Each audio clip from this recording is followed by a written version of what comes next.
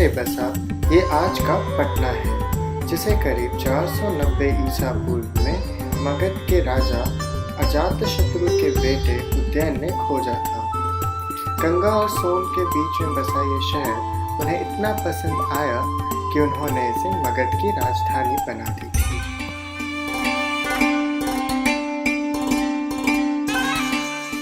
वो इसे पाटलीग्राम बुलाते थे।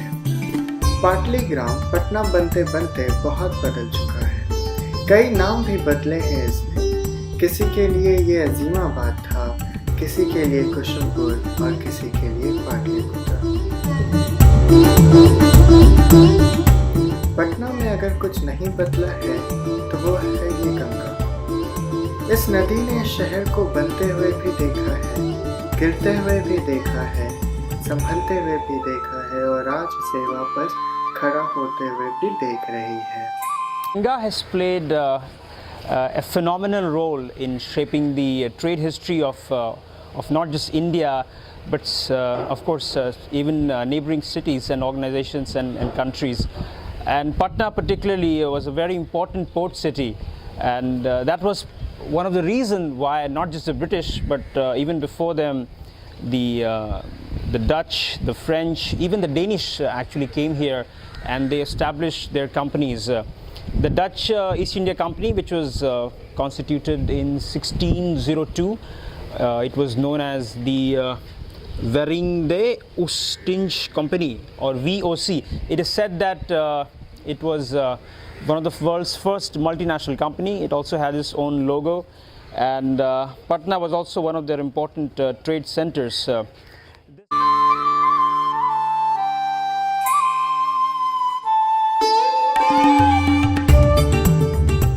वक्त के साथ पटना बहुत बदल चुका है, मगर पटना ने कभी अपने इतिहास को संजोने की कोशिश नहीं की। चुनिंदा चीज़ें जैसे कि पटना साहिब में मौजूद ये तख्त श्री हरि मंदिर साहब गुरुद्वारा हो, या 1772 में रोमन कैथोलिक द्वारा बनाया गया ये पादरी की हवेली हो, या फिर सन 1746 में भूखमरी के बाद अंग्रेज़ों द्वारा बनाया गया ये गोल घर हो, या फिर डच आर्किटेक्चर का ये पटना कॉलेज हो।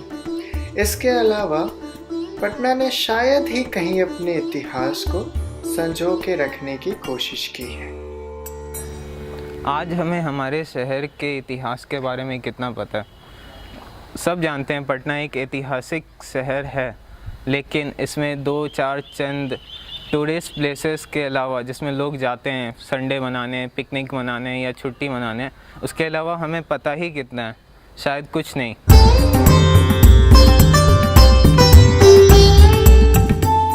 पटना का हर एक कोना इतिहास की गवाही देता है। गंगा के किनारे ये दरकती दीवारें चीख चीख कर उसके नज़रअंदाज होने की कहानी बयां करती है।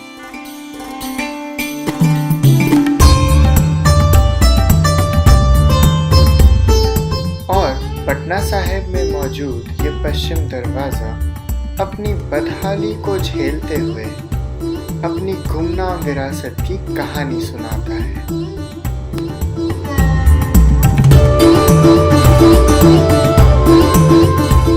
पश्चिम दरवाज़ा ही जैसा बदहाल, बेबस और लाचार एक और इमारत है इस शहर में, जो कि इतिहास से लबालब भरा है। ये आज का पटना कलेक्टेरिएट है।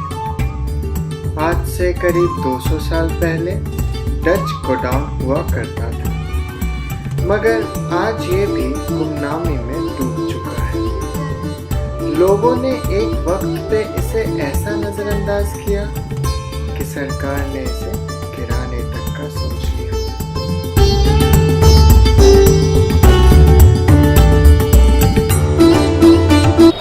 Well, today the government may be talking of dismantling this building, but in a 2008 publication by the Department of Art and Culture titled ironically Patna, a monumental history, this particular building was listed as a heritage building among many other structures in the city.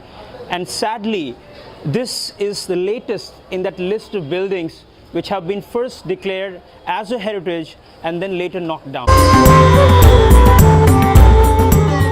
मगर ये शहर अब वापस जाग रहा है, अपने इतिहास को तलाश रहा है। इसीलिए शहर के सिविल सोसाइटी ने एक मूवमेंट चलाया है। वो इसे सेफ पटना कलेक्टेरिएट कहते हैं।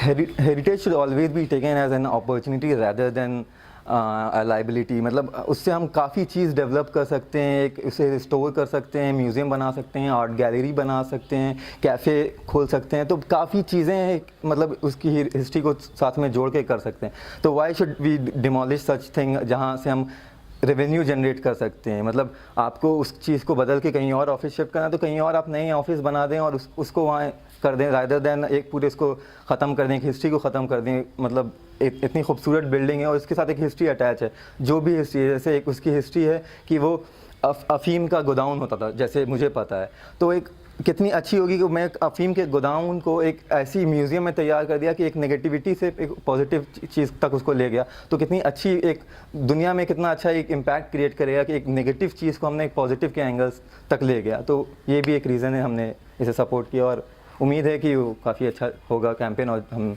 मतलब रिस्टोर कर लेंगे, हम बचा के रखेंगे, उसके जगह हम शायद उसको कुछ और डेवलप करें। This is of the Dutch era that merits itself a reason for its preservation.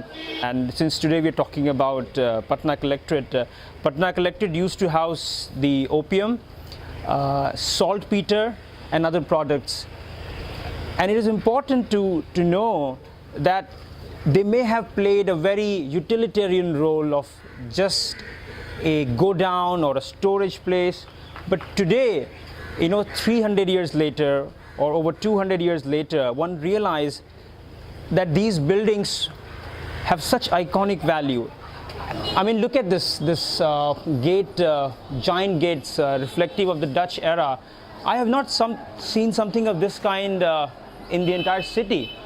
And these pillars, Tuscan and Ionic in nature, if you travel to Patna College possibly, which the central part of which is the Dutch era building, you will find some reflection of it.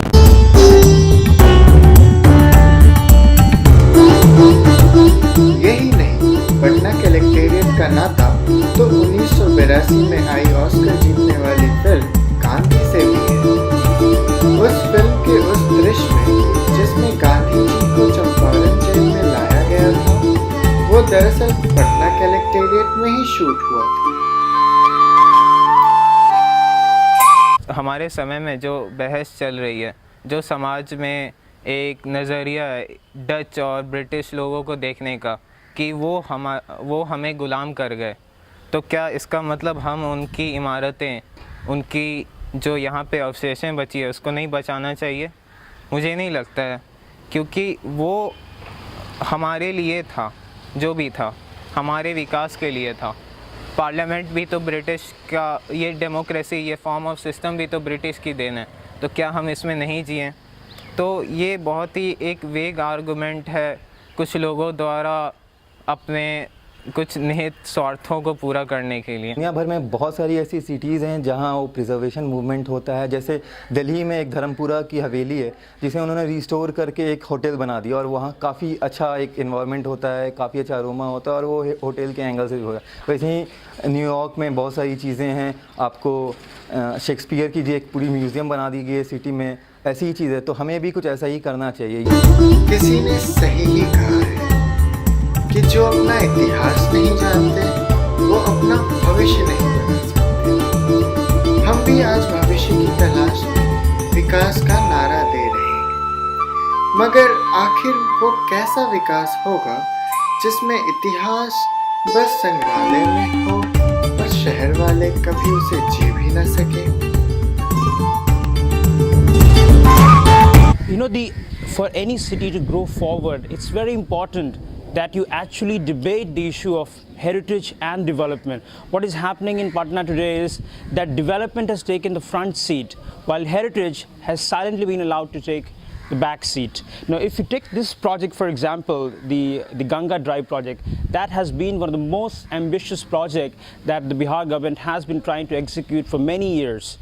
And you know, I might be seen as anti-development, as all heritage lovers are in general, but our idea is not that we shouldn't move forward with more infrastructure, with state-of-the-art technology, but at the same time we have to understand that cities like Patna and Lucknow and Kanpur and Allahabad, these are historic cities, and the soul of these cities lies in their old buildings, in their culture, in their folk tales. And what happens is when you allow a monster project like this to suddenly invade this space, now that's the Ganga River. And for a city like Patna, you know, the Ganga itself is the life. Now with this project, what happens is that suddenly that link between the city and the river is broken. You know, if you ask people in the government, or if you ask people who are, if I may use the word pro-development, they will say, oh, this is going to solve the problem of traffic, you know. But at the same time, you have to understand that this was the place where the people of Patna would congregate to find peace and tranquility. But now what happens? With this new project, you're bringing in more traffic. People are going to bring in their more vehicles here. It is going to increase the pressure on the ecology. This is a very, very sensitive zone. Development की जहाँ तक बात आती है तो development बस ये नहीं हुआ कि पुरानी ऐतिहासिक इमारतों को तोड़ के नए बड़े बड़े इमारतें खड़ा कर देना।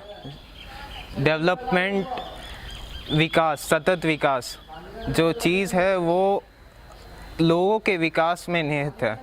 तो जब तक हमें अपना इतिहास नहीं पता, जब तक हमें अपना जड़ नहीं पता, हम क्या डेवलपमेंट करेंगे। आज तक शायद ही दुनिया में कोई देश, कोई संस्कृति, कोई समाज बिना अपने इतिहास को जाने विकसित हो पाया। तो मुझे नहीं लगता इन सब चीज़ को तोड़ के सरकार या लोग डेवलपमेंट का नाम लेके इन सब चीज़ों को तोड़ सकती हैं। डाक बंगला टूट गया, डाक बंगला चौराहा पे, जो चौराहा जिसके नाम पे था, वहाँ पे जिम कॉर्बेट रहते थे, वहाँ पे E.L. बैशम रहे हैं। अब तक एक विश्व की सर्वश्रेष्ठ किताब the wonder that was India वहाँ रह के लिखी गई थी। तो ये तो दिखता है कि सरकार ने कभी ध्यान नहीं दिया, और अभी भी यदि सरकार जाग जाए तो बहुत कुछ है बचाने को इस शहर में। गवर्नमेंट जो है उस हिसाब से हमारे मतलब वो बिहार की गवर्नमेंट हो या सेंट्रल की हो, उस हिसाब से हम प्रिजर्व नहीं करते हैं। गिनी चुनी चीज़ें हैं जो हमारे देश में, उसे ही बहुत ज़्यादा आगे तक बढ़ावा देते हैं। वरना बिहार में अब बहुत कुछ चीज़ें हैं जो जिसे हम रीस्टोर कर सकते हैं, उसके ऊपर हम रेवेन्यू जनरेट कर सकते हैं, उसको टूरिज़्म के एंगल से प्रमोट कर सकते हैं। बहुत और चीज़ें हैं जो कर सकते हैं। वो पटना कलेक्टेरिएट हो या पटना यूनिवर्सिटी ही देखिए, इतनी खूबसूरत बिल्डिंग, और जिस हिसाब से अभी वो है वो मतलब बहुत ही एक सैड पार्ट है हमारे एंगल से। तो it should not happen like that. मेरी लास्ट जो कुणाल से बात हुई है उस हिसाब से उन्होंने बताया कि उनकी यहाँ के जो फाइनेंस मिनिस्टर अब्दुल बारी सिद्दीकी, उनसे बात हुई, and he has assured him कि there will be some action from his side. So I hope कि this campaign will reach its success. The relationship between Ganga and Patna is very deep and spiritual, and that is why I am more worried about this project, not so much as for the traffic solution that is going to offer to Patna, but the very nature that it is going to rob from us. I mean, once you have this giant flyover passing in front of us, you know, you cannot see the river from here, and from that side you cannot see the city. Imagine you are like standing in a Louvre museum and you're watching at Mona Lisa, and somebody draws a small line in front of her nose. You cannot see Mona Lisa, you will only see the line. This is the Mona Lisa. This project is the line.